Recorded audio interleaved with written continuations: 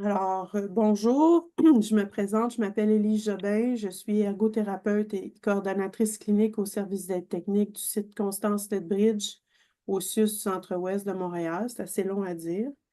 Alors donc, moi, ça fait 23 ans que je travaille au service d'aide technique. J'ai principalement œuvré avec la clientèle gériatrique. Je suis aussi détentrice d'une maîtrise en droit et politique de la santé et mon sujet de maîtrise, c'était la protection de la personne aînée face à l'utilisation de la contention physique. C'est pour ça que ce sujet-là est vraiment excessivement important pour moi, de vous partager ma vision, mais aussi d'écouter la vôtre. Par ailleurs, je suis une clinicienne chercheuse du CRIR et puis mes intérêts au niveau de la recherche sont au niveau de la population gériatrique, les aides à la mobilité et la satisfaction des usagers face aux services de réadaptation. Avec moi aujourd'hui, j'ai une collègue et amie, Isabelle Ouellette, qui est ergothérapeute et coordonnatrice clinique au programme d'aide technique du CIUS de la Capitale-Nationale. Isabelle travaille au programme depuis 16 ans et elle est coordonnatrice clinique depuis les 5 dernières années. Elle donne de la formation à l'université pour les élèves et pour le développement de la relève, mais elle est aussi invitée à donner de la formation pour l'Ordre des ergothérapeutes du Québec et elle collabore au centre de recherche du CIRIS pour les projets en lien avec les fauteuils roulants. Alors aujourd'hui, Isabelle et moi, on n'a pas la prétention de vous énoncer des faits et de vous donner une recette par rapport à l'utilisation des contentions en service d'aide technique, mais on va vous partager notre vision des choses qui est presque pareille. Là, vous allez voir tout à l'heure, on va parler d'une petite distinction. Isabelle et moi, on n'est pas spécialisés en pédiatrie, fait que donc le sujet va porter plutôt sur l'approche des contentions pour une clientèle adulte ou gériatrique. Et ça va nous faire plaisir dans la période des questions d'avoir votre vision également là, sur les contentions pour pouvoir partager là, peut-être une autre vision que la nôtre. Alors, sans plus tarder, je vais céder la parole à Isabelle qui va commencer la présentation. Merci, Élise. Dans le fond, qu'est-ce qui est important de savoir, c'est que les contentions, c'est un sujet qui est toujours chaud dans vos bureaux. Donc, régulièrement, vous allez parler de mesures de contention, mesures de positionnement. Vous allez mettre une ceinture, puis on va vous interpeller en disant « Non, non, on ne met pas la ceinture parce que tu vas contentionner l'usager. » Ou dans le sens inverse, vous allez être interpellé pour attacher le membre d'un usager parce qu'il est trop mobile pour les référents. Et là, vous allez avoir des discussions avec les intervenants. Donc, c'est sûr que la contention, ça fait partie, c'est en fond d'écran un peu de notre travail.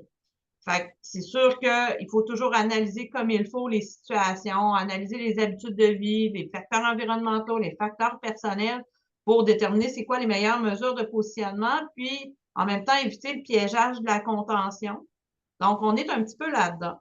Aujourd'hui, on va vous présenter sur les contentions, puis on va regarder un petit peu le plan qu'on va vous démontrer, Élise. Excellent, merci. Donc, on sait que les contentions, il y a des grandes lignes qui ont été émises par le ministère pour les contentions et chaque CIS et CIUS a élaboré des protocoles à cet effet-là. Mais au-delà de ces protocoles-là, chaque intervenant a sa propre vision ou interprétation des protocoles. Donc, c'est quand même pas quelque chose d'évident, un peu comme disait Élise. On a des visions assez similaires là, à Constance-Lethbridge et au CIUS de la Capitale-Nationale sur les contentions, mais chaque programme d'aide technique ou chaque établissement a aussi sa propre vision. Donc, pour nous aider dans la présentation, on va parler des contentions physiques, de qu'est-ce que c'est les contentions physiques, à quel moment on va utiliser les contentions. Le volume ne peut pas être ajusté. OK. Ouais. Mais oui, je vais plus celle là. On va fermer Dans vos quelle micros, partie, s'il toi? vous plaît. Une plata. Donc, à quel moment une contention, le contexte d'utilisation d'une contention, qu'est-ce qu'une mesure de positionnement versus une mesure de contention et quand est-ce que notre mesure de positionnement devient une contention? Et un peu quels sont les rôles de chacun des acteurs, que ce soit le référent, que ce soit le rôle des ergothérapeutes des services d'aide technique, que ce soit le rôle des fournisseurs. Donc, c'est quoi le rôle de chacune des personnes? Donc, pour aller plus loin, ben, je pense que qu'est-ce qui est important, c'est de connaître quelle est la définition de la contention. Cette définition-là a été élaborée dans les orientations ministérielles reliées à l'utilisation exceptionnelle des mesures de contrôle. On vous a mis les références à la fin de la présentation. En fait, la définition va comme suit, on va la lire ensemble.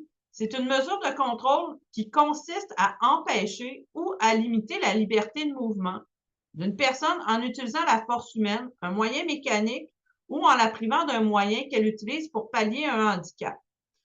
Donc ça, c'est une belle définition générale, mais ça a donné naissance tellement à plein d'interprétations qui sont divergentes d'une personne à l'autre. Même dans un même bureau, tu peux avoir 3 intervenants, puis ils vont avoir une interprétation qui est différente, seulement au niveau de l'énoncé qui est en jaune. Donc, qu'est-ce qui est empêché ou à limiter la liberté de mouvement? Donc, ça, c'est l'élément qui est probablement le plus divergent ou qui amène le plus d'interprétation. Si on va à la prochaine, au CIUS, la capitale nationale, dans leur protocole, ils ont une philosophie d'intervention. Je la trouve intéressante, donc on voulait vous la présenter. Donc, la philosophie d'intervention repose sur le fait que la contention, elle doit être limitée à la présence d'un danger imminent pour l'usager ou pour autrui et n'être envisagée qu'en dernier recours et lorsque toutes les mesures de remplacement appropriées à la situation ont été appliquées et évaluées. Donc, une mesure de contention, c'est pas du jour au lendemain, on va rajouter une mesure de contention. Non. Il faut vraiment la présence d'un danger imminent, dernier recours, il faut que toutes les mesures de remplacement aient été faites. Donc, c'est vraiment quelque chose qui est basé sur une évaluation au long cours. Il y a des éléments qui sont vraiment importants de comprendre, puis c'est la notion d'aptitude dans la notion de consentement. En fait, on vous a donné les grandes lignes qui sont là, puis on les a bien écrites, fait que je vais vous les présenter telles quelles. Donc, une personne qui est apte ne peut pas être mise sous contention.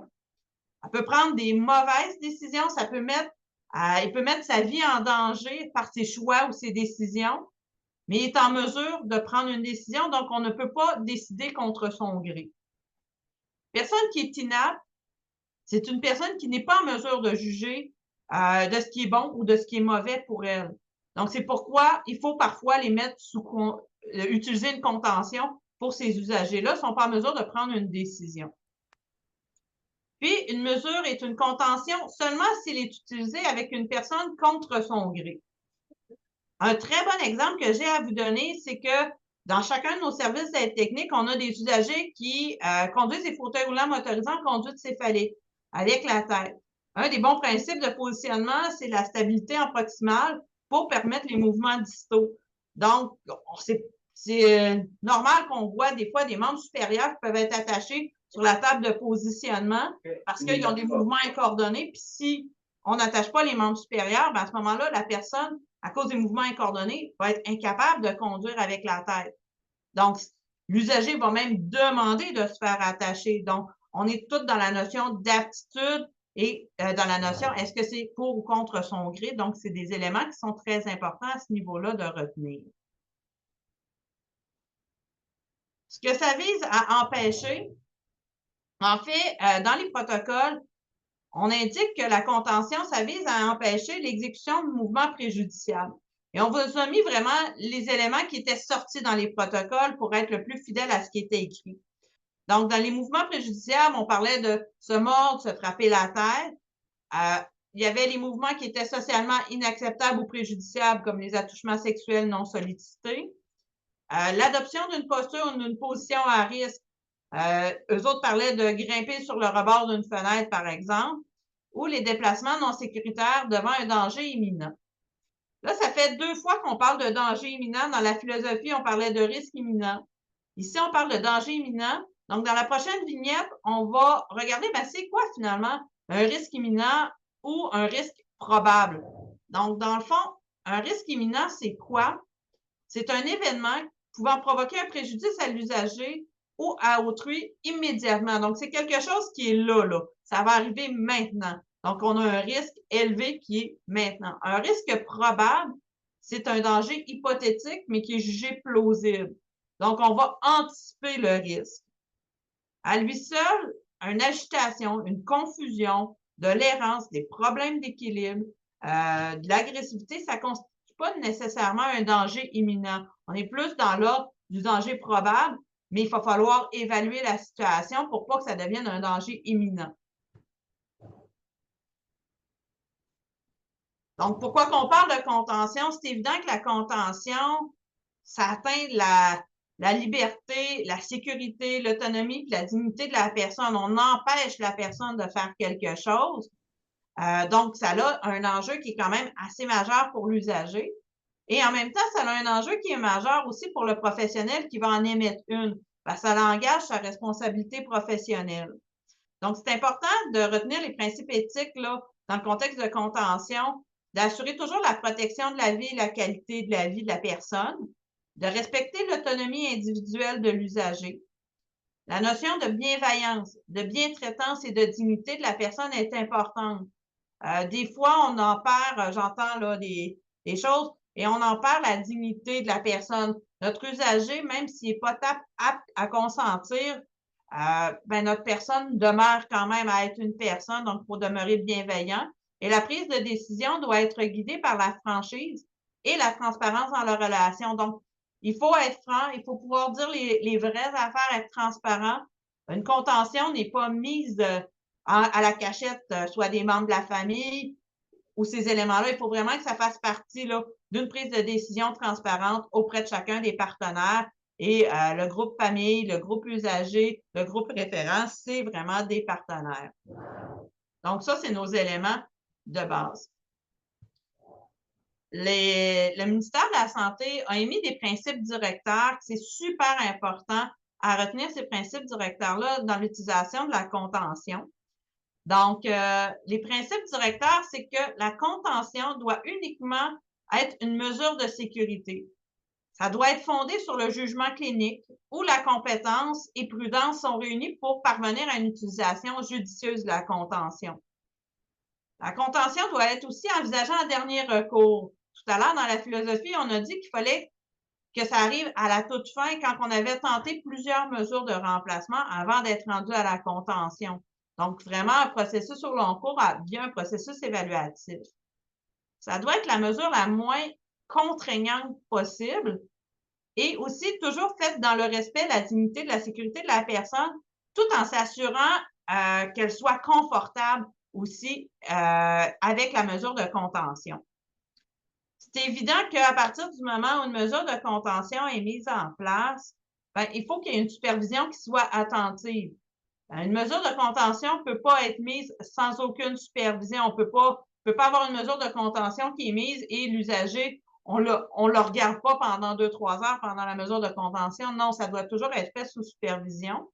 Et ça doit être balisé à travers les protocoles de l'établissement et des protocoles doivent être complétés. Donc, les protocoles de contention sont propres à chacun des établissements, des CHSLD, des milieux de vie et sont propres à ces établissements-là. Ils doivent être complétés par les intervenants de l'établissement avec des mesures de réévaluation périodiques et doivent être faites de concertation avec le conseil d'administration de chacun des établissements. Donc, c'est vraiment des protocoles qui sont bien balisés et doivent être suivis et revisés régulièrement.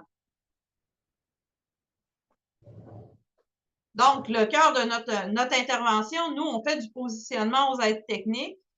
Donc, dans le protocole des mesures de contention du CIUS, la capitale nationale, ils ont élaboré c'est quoi la définition des mesures de positionnement, à quoi ça vise, et avec des exemples.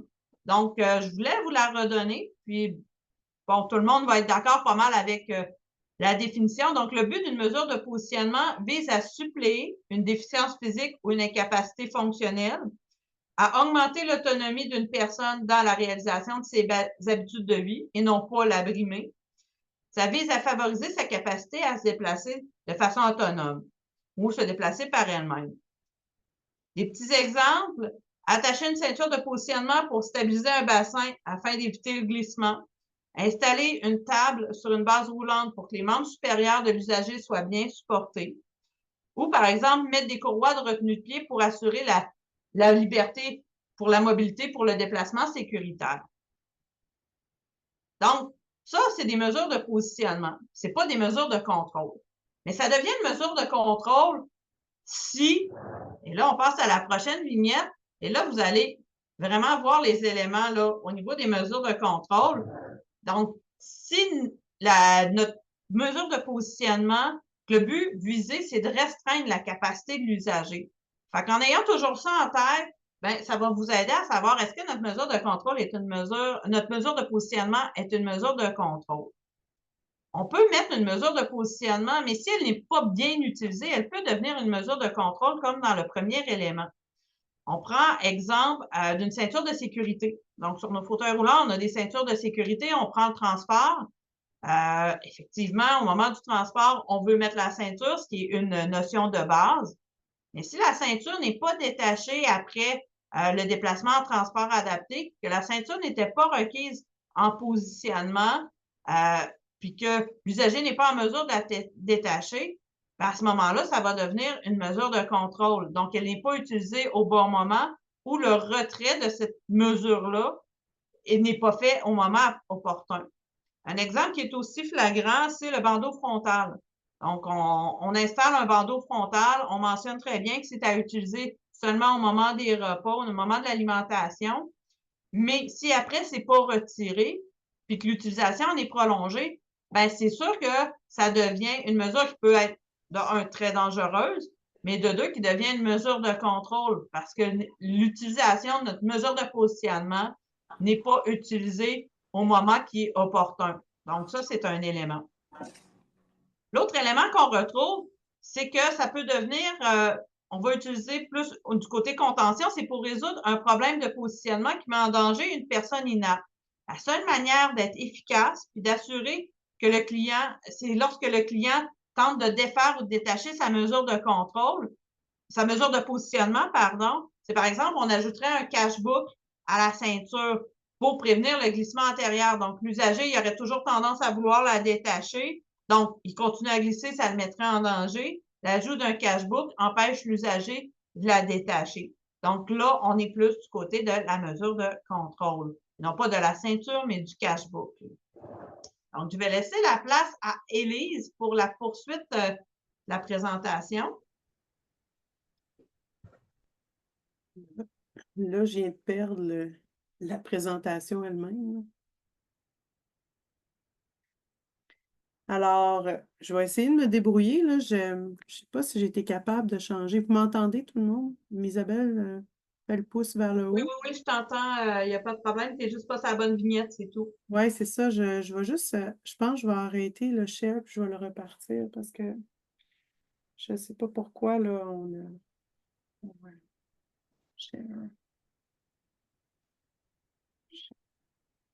Bon. Là, je suis de nouveau là. Oui, Voilà. excellent. Alors, parmi les accessoires de positionnement, qu'est-ce qui peut être une contention? Là-dessus, on aura peut-être des... Il y en a qui sont plus évidentes que d'autres, là. Bien, premièrement, toutes les ceintures qu'on va mettre sur un fauteuil, peu importe leur objectif, peuvent devenir une contention si la personne tente de s'en détacher. La table cabaret peut être une contention, surtout si on la met pour empêcher la personne de se lever. Comme l'image le montre pour une bascule dont on a activé la bascule, justement, évidemment, quand on enlève les pieds au sol pour quelqu'un, par exemple, qui propulserait au membre inférieur, ça peut également devenir une contention. Ensuite, les freins aux pieds, ça, c'est clairement fait pour que quelqu'un d'autre actionne et désactionne les freins. Fait que donc, on s'entend que ça immobilise l'équipement. Donc, c'est clairement, ça peut être une contention. Les freins anti-recul, par exemple, on avait un exemple de demande qui a déjà été faite au service des techniques de la capitale nationale pour l'installation de freins anti-recul pour une cliente qui avait tendance à se reculer une fois installée à la table au moment des repas. Donc, le personnel demandait mettre les freins anti-recul, comme ça, elle sera plus capable de reculer pour se dégager de la table. Fait qu'évidemment, là, on demandait d'utiliser les freins anti-recul comme une contention. Toutes les courroies de retenue, que ce soit au niveau thoracique, des poignets et des pieds, ça peut être utilisé également comme des contentions. Donc, on voit que dans nos accessoires de positionnement, puis même dans les composants de fauteuil, il y a quand même plusieurs choses qui peuvent être considérées comme des contentions. Une question qui revient souvent, du moins que moi, on me pose souvent, est-ce que le fauteuil roulant motorisé lui-même, surtout si on en enlève la fonction, est une contention? On a réfléchi à la situation, puis voici comment on interprète le problème et quelle solution on y a trouvé.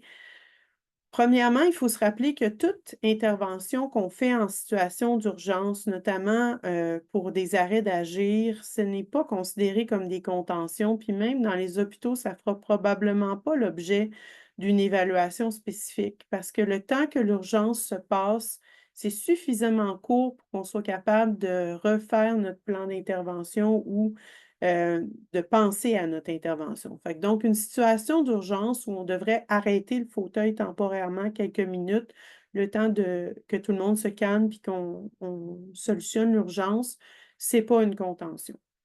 Maintenant, qu'est-ce qui arrive quand on doit retirer temporairement l'équipement?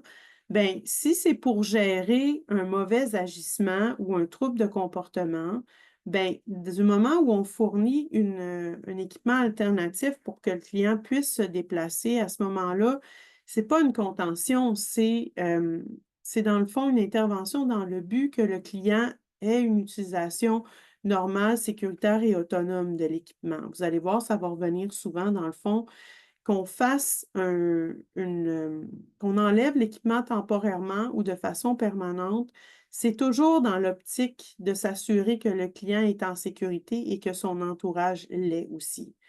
Et le but d'une contention, c'est d'empêcher de bouger, mais si on donne une mesure alternative en donnant un autre type d'équipement pour que la personne puisse se déplacer, à ce moment-là, le retirer, ce n'est pas une contention. Par contre, parfois, il y a des gens qui se demandent, oui, mais si on réduit la vitesse de l'équipement, est-ce que là, on ne brime pas la liberté de la personne? Bien, quand on fait ça, des modifications de programmation, vitesse, torque ou puissance, d'habitude, c'est pour pouvoir maintenir le fauteuil en place pour que le client puisse encore l'utiliser.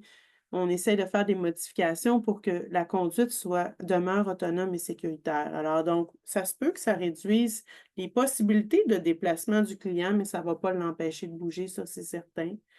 Par ailleurs, parfois, on enlève, on donne des conditions à l'appareillage en disant, bien, ça va être un usage à l'intérieur uniquement. Ou on dit au client, à partir de maintenant, compte tenu des situations qui se sont produites, on est obligé de restreindre votre accès à l'extérieur, ou ça pourrait être à certaines salles dans le CHSLD ou à l'usage de l'ascenseur, par exemple. Mais ça aussi encore, c'est dans le but de pouvoir maintenir le fauteuil roulant motorisé en place pour que le client puisse encore l'utiliser. Alors, donc, ce n'est pas pour l'empêcher de bouger, c'est pour mieux cibler dans quel contexte l'équipement peut être utilisé. La ceinture de sécurité versus la contention. Souvent, on va avoir, moi j'appelle ça des modes, là. Il va y avoir une batch, là, tel CHSLD, eux autres, ils ne veulent plus que tu mettes de ceinture de sécurité sur le fauteuil. Fait que ça nous arrive des fois. Fait que ça, il faut toujours essayer de replacer ça dans son contexte. La ceinture de sécurité, c'est un composant obligatoire d'un fauteuil. Ça fait partie du guide de facturation. Fait que déjà, en partie, je pense que la réponse est là. On doit fournir une ceinture de sécurité sur le fauteuil. Et pourquoi on doit la fournir? C'est parce que dans le transport, puis on a beaucoup de nos clients qui ne transfèrent pas sur un banc de voiture ou sur un banc de transport adapté. Mais si tu restes assis dans ton fauteuil roulant, pendant le transport dans un véhicule routier, tu es obligé de t'attacher dans ton fauteuil. C'est pareil comme nous quand on s'assoit sur le banc de l'auto, on est obligé de s'attacher. Bien, c'est la même chose pour les gens qui sont en fauteuil roulant. Fait qu'à chaque fois qu'on me demande d'enlever les ceintures de sécurité sur tous les fauteuils, ma réponse c'est alors donc je comprends qu'il n'y a aucun de tes usagers qui prend le transport adapté. Alors la réaction, vous imaginez, c'est toujours ben non, voyons, ils prennent le transport des loisirs, ils vont prendre le transport adapté, mais je suis désolée, mais s'ils prennent le transport adapté ou les loisirs et qu'ils restent assis dans leur fauteuil, ils doivent s'attacher. J'ai vu plein de vidéos de clients qui passent en dessous parce qu'ils ne sont pas attachés dans leur fauteuil. C'est excessivement dangereux. Et habituellement, quand on explique ça, la personne comprend et revient en disant, oui, mais tous les jours, je vois des ceintures de sécurité qui sont attachées à l'intérieur de mon CHSLD quand le client n'est pas supposé être attaché. Mais j'ai dit, c'est là l'intervention que tu dois faire. Ce n'est pas sur le fauteuil qu'on doit intervenir, c'est sur les personnes qui travaillent au CHSLD. Fait que donc, il faut que vous fassiez des interventions de sensibilisation. Il y a toujours moyen de boucler la ceinture à l'arrière d'une façon à ce qu'on ne l'utilise pas quand ce n'est pas requis durant les déplacements à l'intérieur.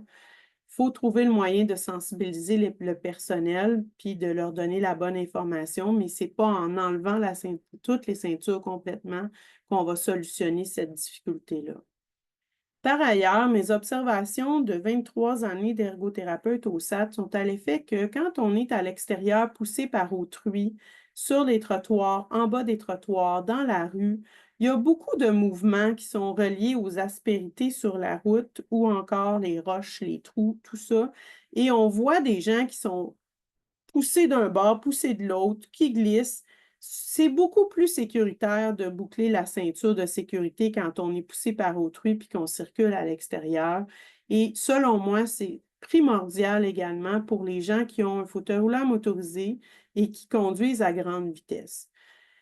Pour exprimer ça, je vais vous donner un exemple. Il y a quelques années, ici, au service d'aide technique, on a eu un client qui s'en venait pour une révision mécanique de son fauteuil motorisé. Il refusait de porter la ceinture dans le transport, il ne l'a pas porté.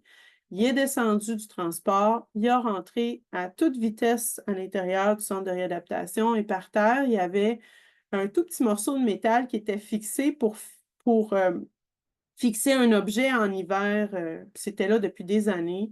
Le monsieur ne l'a pas vu, personne ne l'a vu venir. Les roues avant du fauteuil ont bloqué sur ce petit morceau-là.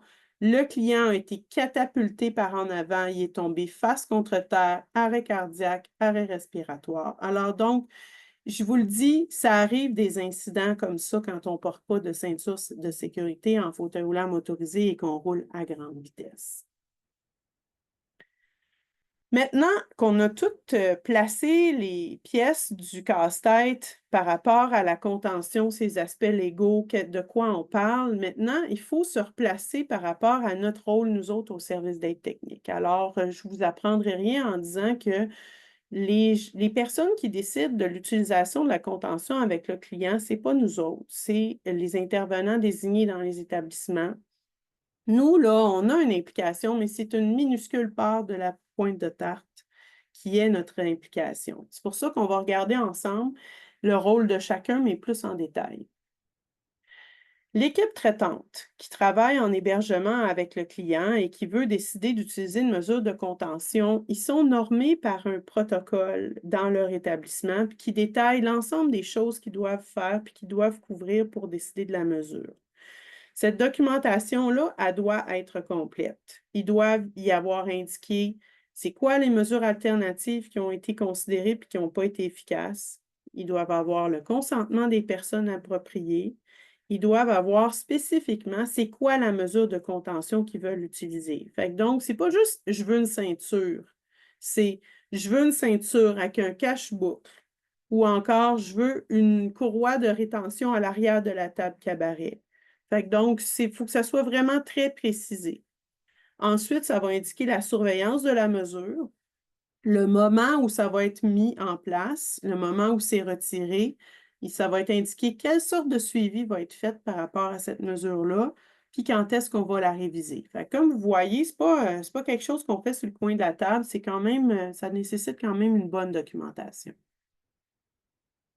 Nous autres, au service d'aide technique, c'est fort probable qu'on va nous consulter pour avoir un avis. Est-ce que ce que j'ai décidé comme type de contention que je veux utiliser, c'est compatible avec l'aide à la mobilité que vous voulez attribuer et avec les accessoires de positionnement que vous allez mettre dessus? Fait que donc, ça se peut qu'on nous dise, qu'est-ce que tu penses de? Est-ce que c'est possible d'installer une ceinture à tel endroit et tel endroit? Ensuite, on va transmettre l'information qui va être nécessaire par rapport aux composants de l'aide technique à la mobilité pour l'utilisation de la contention. Par exemple, on va dire ça va prendre une ceinture de telle grandeur installée à tel nombre de pouces par rapport à la canne de dossier pour la stabilité du positionnement. Si c'est l'intervenant qui va faire installer sa propre ceinture, à ce moment-là, on va donner comme des endroits spécifiques où elle devra être installée. Parfois, ça va arriver que, par exemple, une table n'est pas recommandée pour le support des membres supérieurs, mais l'hébergement va décider d'acheter une table puis de l'installer sur l'équipement.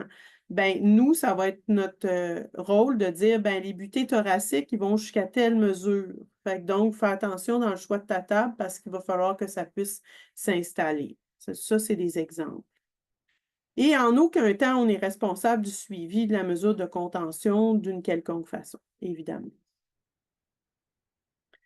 Là, je vais vous parler un peu du raisonnement qu'on a ici à Constance Lethbridge, qui est comme une espèce d'arbre décisionnel en ordre du plus simple au plus complexe. Hein. Ça nous parle parce qu'on connaît ça dans notre quotidien, plus simple au plus complexe, quand on nous parle de contention.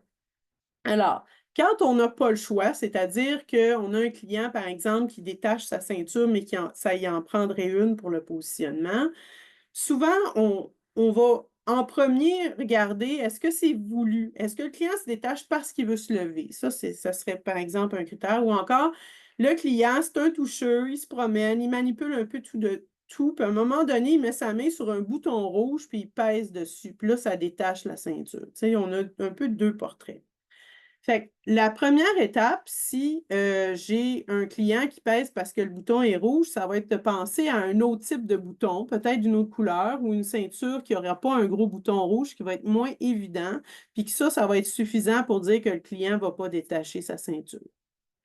Deuxième étape, qui marche très bien, ça va être d'installer la boucle, mais pas au centre de la personne. Fait que donc, au lieu qu'elle manipule devant elle, comme elle fait d'habitude, on va la déporter un peu à gauche ou un peu à droite. Ça va devenir moins évident. Puis, nos touches à tout, ils ne vont pas peser sur le bouton par accident, puis là, continuer à glisser comme ce qu'on veut éviter quand on met une ceinture pelvienne. Troisième étape, on va essayer d'éviter que la mesure soit visible. Donc, on va soit mettre une gaine de néoprène qu'on va pousser pour juste recouvrir le bouton.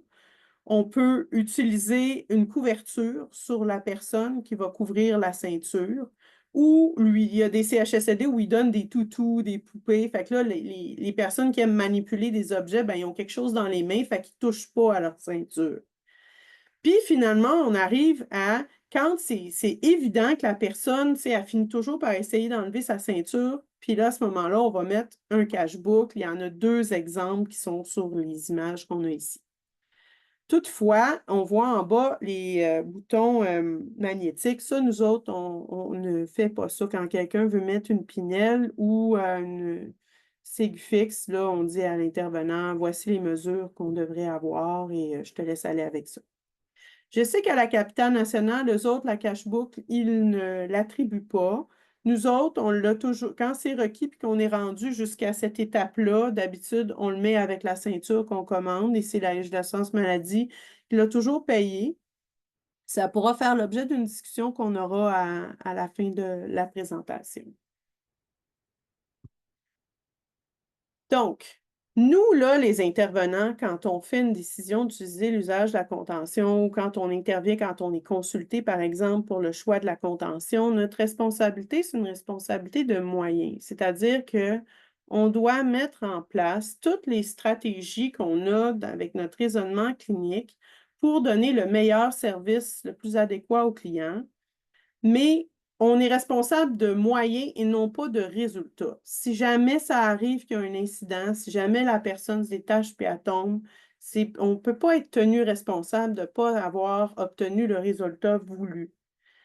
Tandis que le fabricant, lui, il a une responsabilité de résultat. Fait que donc, quand il dit sur sa ceinture que sa ceinture Pinel, que le bouton magnétique il a été testé à 600 livres, ben, si jamais quelqu'un appuie puis on est capable de prouver que c'était moins de 600 livres puis que ça a cédé, ben lui, il a une responsabilité de résultat, il va être obligé de payer des compensations. Fait que donc, c'est pour ça que les fabricants, quand on installe leur contention, sont quand même assez spécifiques sur la façon dont ils veulent que les contentions soient installées parce qu'eux autres, ils ont une responsabilité de résultat. Si on a installé ça conformément aux normes puis aux directives du fournisseur, puis qu'il arrive un accident à ce moment-là, ils peuvent être poursuivis en justice parce qu'ils n'ont pas rempli leur part du contrat. C'est très différent. Et c'est pour ça qu'au service des techniques, jamais au grand jamais, on va se mettre à fabriquer des contentions parce que ça nous impliquerait de notre côté d'avoir une responsabilité de fabricant. En conclusion, l'usage de la contention, c'est pas facile, mais par exemple, ça se solutionne avec un bon travail d'équipe entre notre équipe du SAT et celle, l'ergotraitante, mais aussi l'équipe de l'hébergement où est-ce que le client est hébergé. Puis ça, on fait ça au quotidien, nous autres, travailler en équipe avec les équipes soignantes. Fait que donc, on sait comment faire. Il suffit juste d'aborder ce problème-là comme les autres problèmes qu'on aborde lors de nos cliniques, puis de travailler ensemble pour trouver des solutions.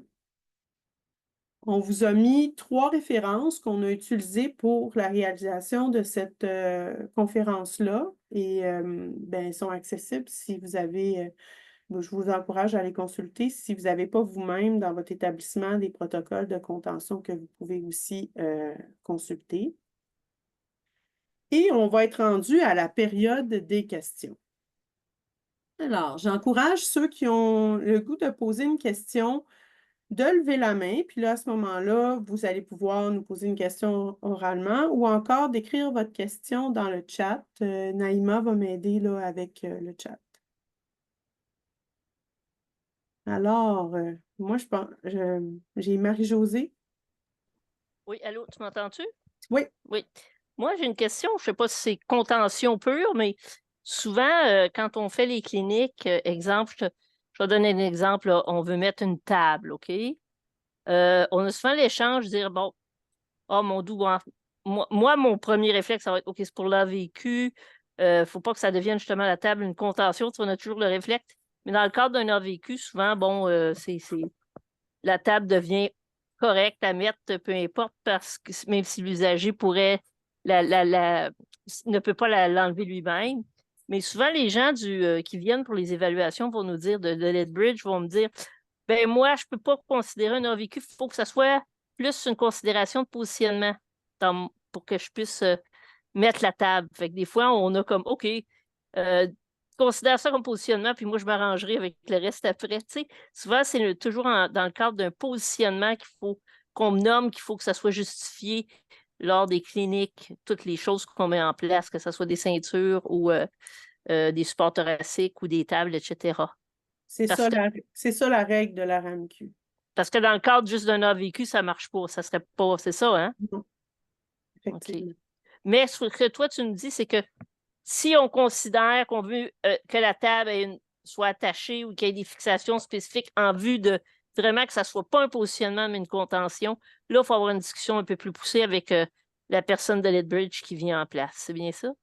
Oui, il faut avoir une copie de votre protocole de contention. Ça, c'est vraiment important. Je ne l'ai pas mentionné, mais nous, quand on fait une contention sur un positionnement et que c'est volontairement une contention parce que la mesure de positionnement va être retirée autrement, on vous demande de nous fournir une copie de votre conclusion avec les recommandations, puis on la met dans notre dossier.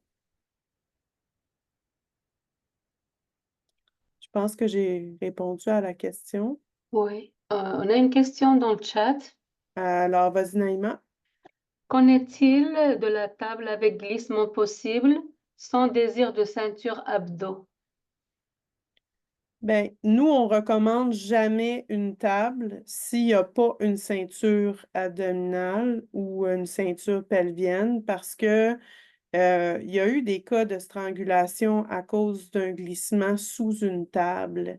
Et il n'est pas recommandé d'utiliser une table s'il n'y a pas déjà une ceinture qui stabilise le bassin. Mais peut-être que la question, c'est plus par rapport au fait d'attacher la table à l'arrière. Je vais demander peut-être, est-ce que la personne peut préciser sa question? Non, allô, Élise.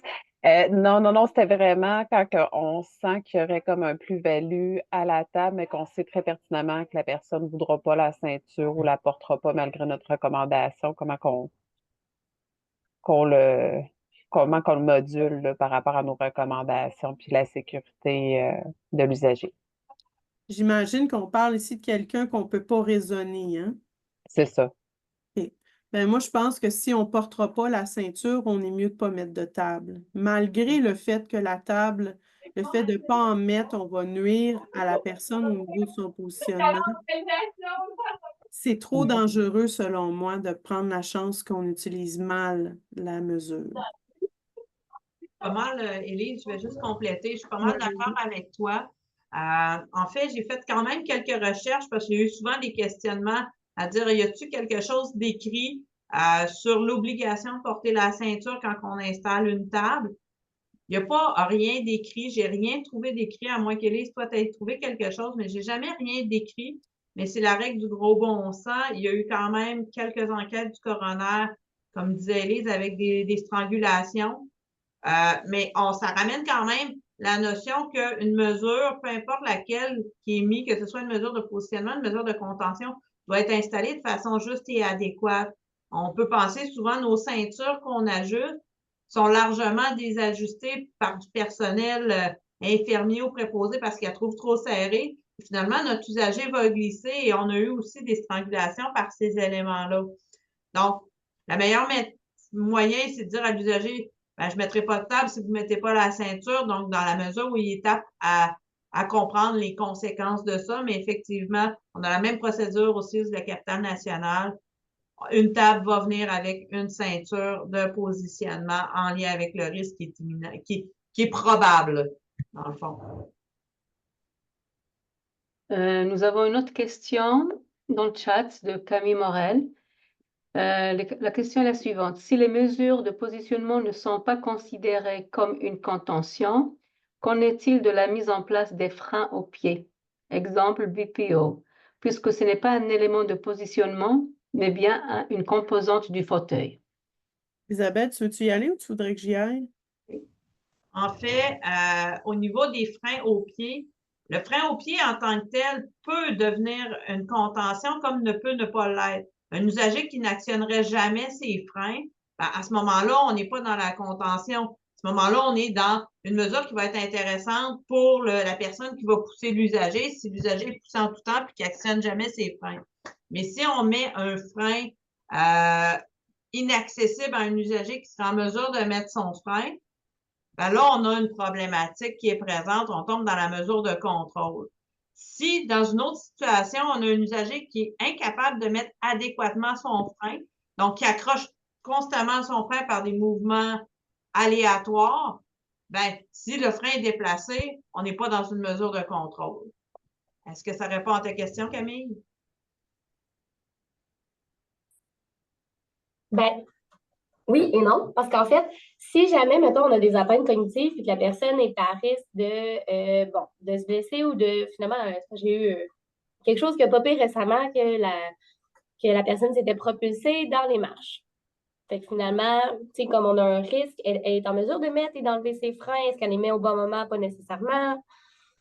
Fait que là, on se posait la question pour la mise en place de freins au pied, mais clairement, c'est pour limiter des situations comme ça où elle veut se propulser par elle-même, mais que ça cause un danger. Hein?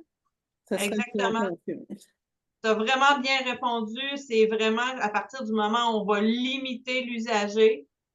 On peut même amener cette situation-là plus loin si l'usager est parqué dans sa chambre avec le frein mis. On y enlève toute son autonomie au déplacement.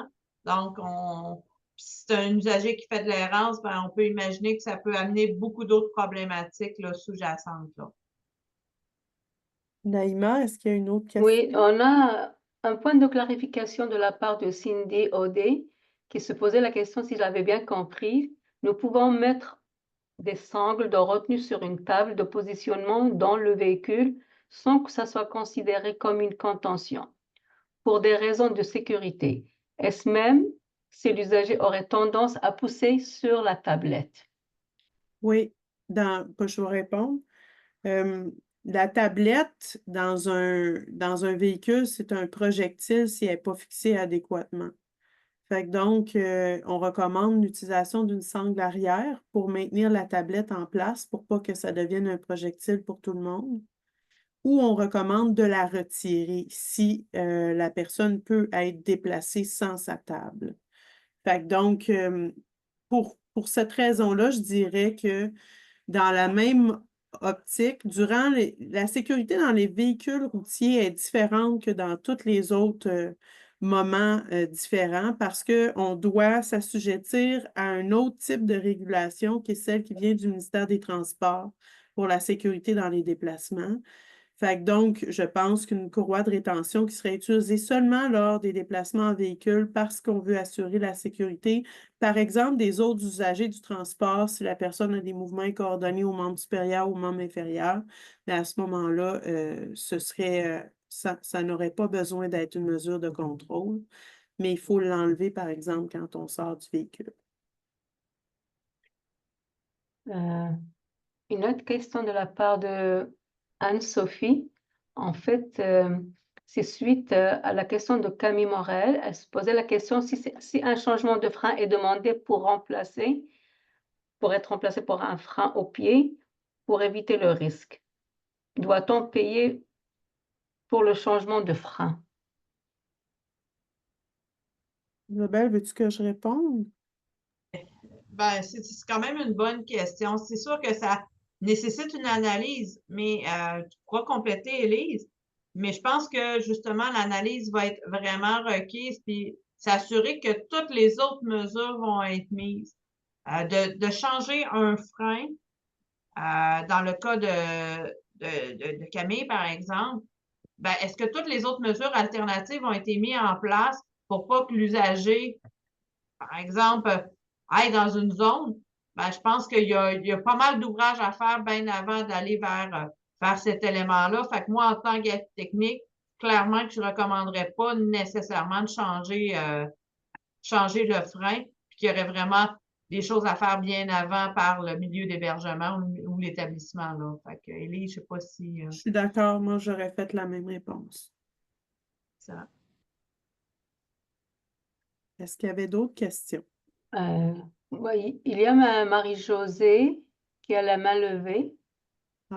Moi, j'aime ça, toujours poser plus qu'une question.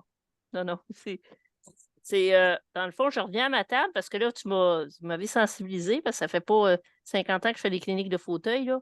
Et puis, là, ce que je comprends, c'est que d'être alerte quand on fait des cliniques puis qu'on recommande des tables pour Disposite et tout ça, de toujours aller questionner comment je vais me servir de la ceinture. Parce que là, moi, je te dirais bien honnêtement, quand je discute, mettons, avec les ergots de Lethbridge, puis on décide de mettre une table pour Disposite ou quoi que ce soit, j'ai jamais vraiment eu des grosses discussions de la combinaison ceinture-table. Là, ça m'interpelle. Là, je vois des patients là, que j'aurais peut-être dû faire ça, là, tu sais. Mais je sais pas pourquoi. C'est rare que c'était les deux qui étaient considérés. Souvent, on parlait d'un ou l'autre. C'est sûr que nous autres, on en met quand même une ceinture. Fait que donc, tu sais, si on met une table, on met une ceinture. Si elle doit être de positionnement, on va l'avoir mesurée, puis on va avoir identifié à quel endroit la mettre sur les cuisses de l'usager, par exemple. Autrement, on va mettre une ceinture de sécurité sur l'équipement. Fait que donc, pour cette partie-là, c'est sûr que nous autres, de notre côté, on s'est assuré qu'il y en ait une. Mais c'est jamais mauvais pour les ergots d'hébergement d'être aussi sensibilisés à tout ça. Tu sais, sur le lot depuis le temps, peut-être qu'il y a des gens qui n'ont pas répété la même chose, mais je pense qu'on pense tous pareil néanmoins. En même temps, Marie-Josée, c'est pas parce qu'on met une table ou une ceinture qu'elle est automatiquement une mesure de contention. Donc, c'est probablement des mesures de positionnement. C'est pourquoi certaines discussions n'ont jamais eu lieu entre est-ce que j'ai mis une contention ou une mesure de positionnement pour un usager, disons, qui est plus à l'état gravataire, puis qu'on met une table ou une ceinture de positionnement, on n'est pas dans la mesure de contention, on n'est pas en train de la limiter dans son action, on est en train de prévenir une déviation ou d'assurer un positionnement. Donc, on n'est pas dans une mesure de contention, là. Mais les deux vont ensemble, c'est ça que je comprends. Il faut tout de suite penser aux deux. Quand, pas juste dire, ah, je mets une table ou je mets une ceinture. Pensez aux deux quand on a une table d'impliquer. C'est ça que je retiens. Exactement. OK. Ça, c'est important à souligner, là, quand on a quelqu'un qui ne va pas l'enlever la table, là, c'est pas une mesure de contrôle. Fait qu'on a beaucoup de gens pour qui on donne cet équipement-là, que c'est pour un support aux membres supérieurs, mais la plupart du temps, c'est des gens là, qui sont pas en mesure là, de désirer d'enlever la table. Fait que dans le fond, finalement, on les contraint pas dans une position qu'ils n'ont pas choisie, ils n'ont pas d'initiative pour essayer là, d'enlever la table. Fait que c'est pas une contention. On a le temps, on n'a plus le temps pour les questions, mais ce que je vous encourage à faire, c'est de m'adresser vos questions par courriel, puis Isabelle et moi, on va y répondre évidemment. Je vous remercie beaucoup d'avoir participé, d'avoir posé beaucoup de questions. C'est toujours enrichissant d'avoir ces opportunités-là. Je vous rappelle que c'est bien pour nous d'avoir votre opinion dans notre sondage. Puis, on vous donne rendez-vous à la OK. prochaine présentation qui va avoir lieu le 5 décembre. Ah. C'est une présentation qui va être faite par l'équipe du Centre de réadaptation Marie-Enfant et ça va s'intituler 3, 2, 1, on roule. Et c'est Émilie Bolduc et Tatiana Dib qui vont faire cette présentation-là. Alors, on espère qu'on va vous revoir à ce moment-là. Et ben, je vous souhaite une belle après-midi. OK, ben parfait. Ben merci en fait Isabelle et Élise pour cette présentation claire et extrêmement intéressante. Ainsi, merci à tout le monde d'avoir pris le temps de participer à cet atelier. J'ai mis dans le chat un formulaire d'évaluation que vous pouvez compléter après cette rencontre. Et puis, comme ça a été mentionné, on vous voit pour la prochaine rencontre qui se déroulera le 5 décembre. Donc, une invitation sera partagée avec vous. Merci à vous. Passez une bonne journée. Je vais arrêter.